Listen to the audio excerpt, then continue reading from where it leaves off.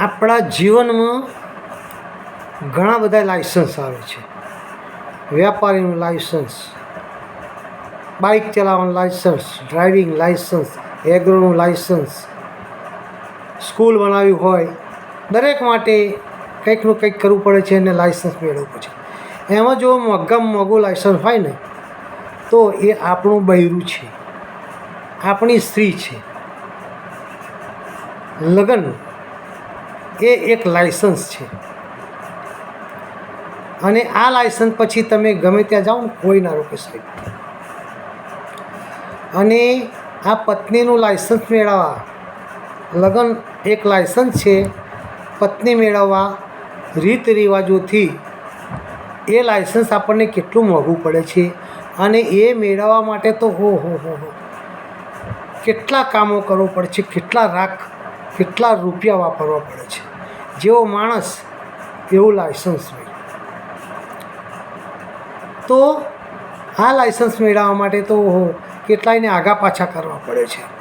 પહેલું જોવા જવાનું હોય છે, ત્યાં પાછા બધાને જમાડવાના, પછી એ લોકો જોવા અમે સામેવાળા એમને જમાડવાના. ગમે એટલે ફરી પાછું ચૂંદડી રાખો, ગમે એટલે ફરી પાછો ચાંદલો રાખો, આ બધું ગોઠવી ફરી પાછું લગ્ન રાખો, જાન લઈને આવો, જાન લઈને જાઓ. એ કેટલા માણસો, 5000 માણસને ભેગા કરો, અગ્નિની સાક્ષીએ તમારું લગ્ન થાય, ફેરા ફરે અને એ બધું કરો ત્યારે તમને પાકું લાઇસન્સ મળે. પહેલાં તો લગ્ન કરવાનું થાય ને આપણે છોકરી જોવા જઈએ તો એનું મોઢું પણ જોવા ન મળે. માતા પિતા જોવે એ જ ખરું. અને અત્યારે તો 10 વખત જોવા જશે, 10 વખત પેલો આવશે, પાછા રાત રોકાશે. આમ છે ભાઈ, અડધું લાઇસન્સ તો જ પતી જાય. તમે છૂટ આપો ને એમાં અડધું લાઇસન્સ મળી જાય.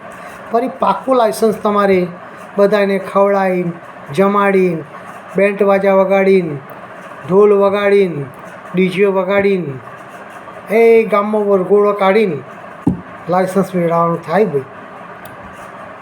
એટલે આ લાઇસન્સ તો બહુ મોંઘું છે. અને એ લાઇસન્સ તમારી જિંદગી સુધી સાહેબ કોઈ ના રોકી શકે. બાઇક લઈને જાઓ, પાછળ બેહાડીને અને તમને ઊભા રાખે, એ પોલીસવાળાને કહી દે પાછળ બેઠેલું તમારું પોતાનું બૈરું, એ ભાઈ કેમ, શું છે, કેમ રોકો છો, મારો ઘરવાળો છે, તમને ખબર નહીં પડતી, જવા દો, કેમ રોકો છો.